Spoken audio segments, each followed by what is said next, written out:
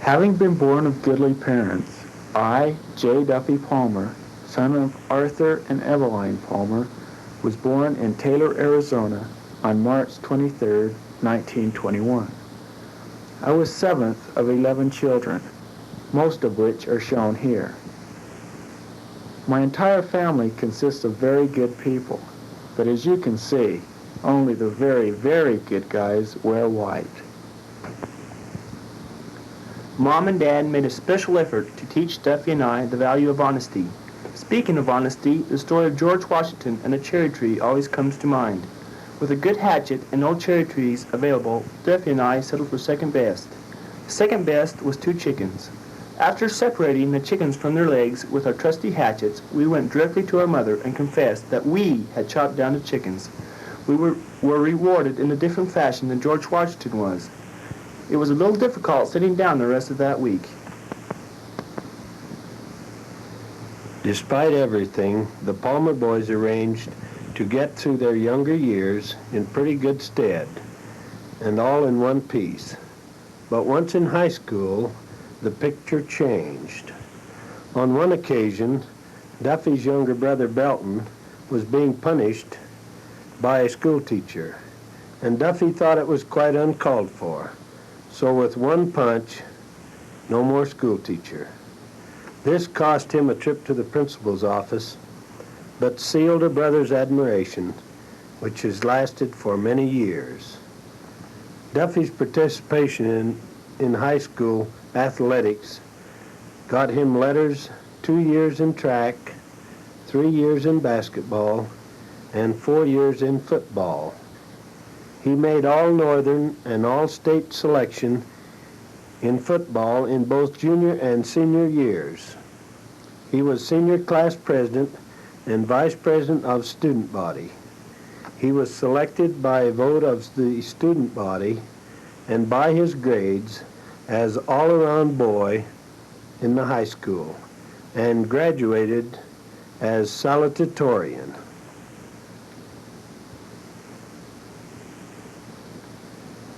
It was a real boon to the community when the Palmers moved to Holbrook, Arizona and started their dairy.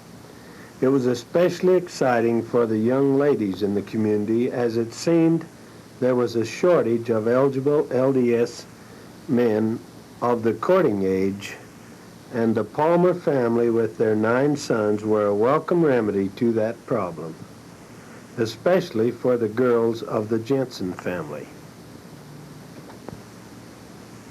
My first glimpse of my future wife, Jocelyn Jensen, was when she was about 15 years of age, and I went to her home. There she was, hiding behind the stove, gnawing on a finger she had popped into her mouth. I'm Josie's older sister, Lena. I had been dating Duffy, and Josie had been dating Duffy's younger brother, Belton. One evening while I was working at the local theater, and Josie was home alone, Duffy came to the house. He asked Josie for a date, and thinking she had misunderstood him, Josie told him I was at work. Duffy told her it was she he was asking. Belton began dating our younger sister Anne. Those Palmer boys had good taste in girls. After that, Josie didn't share Duffy with any of the rest of us. They were married 2 years later on September 25th, 1940. It was a calm, peaceful Sunday morning. A slight breeze came in from the east as the waves rolled lazily onto the white sandy beach. Then out of the north came the faint hum of airplanes.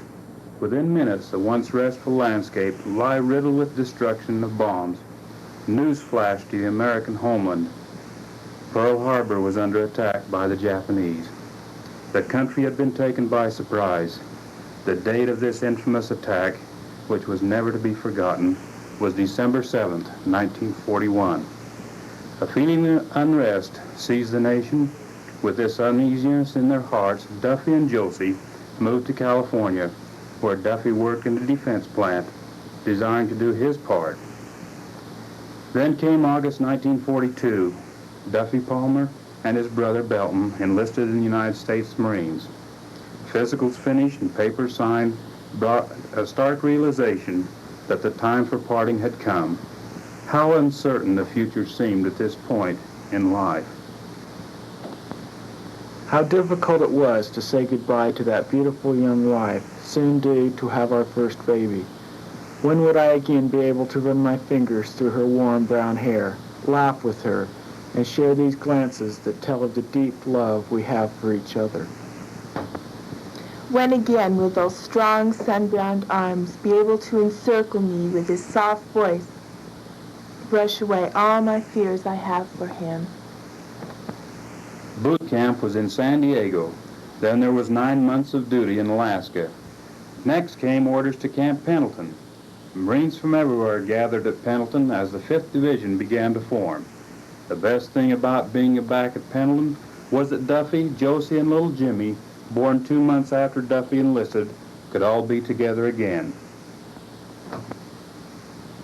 Through this brief time together, an air of anxiety hung over us, and 2 quick goodbyes must once again be said.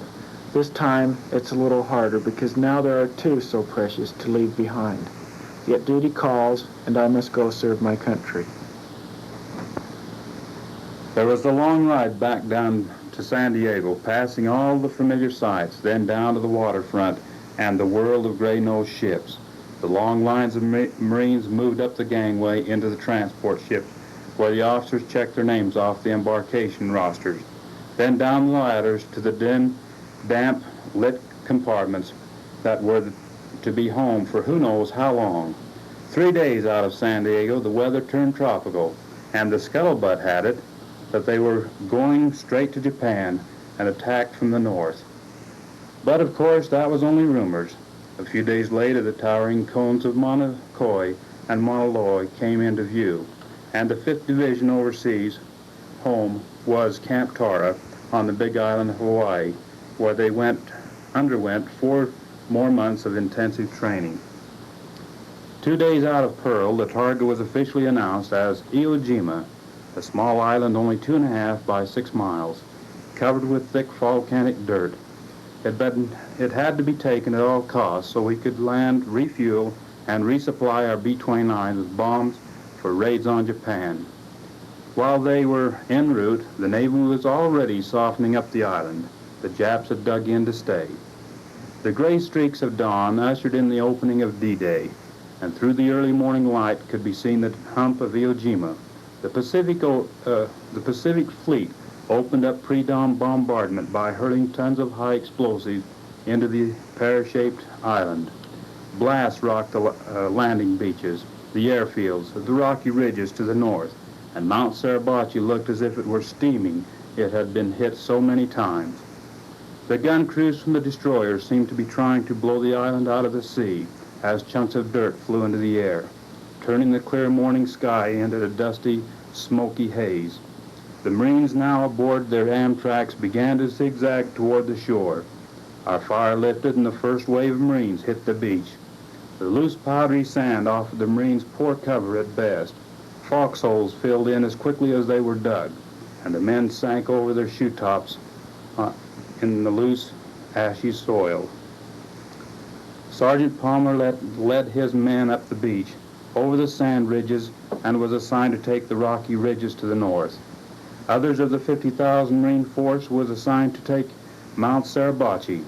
The fighting was bitter, even savage, and progressed slowly against the tremendous odds. Finally, after 4 days of determined and heroic fighting,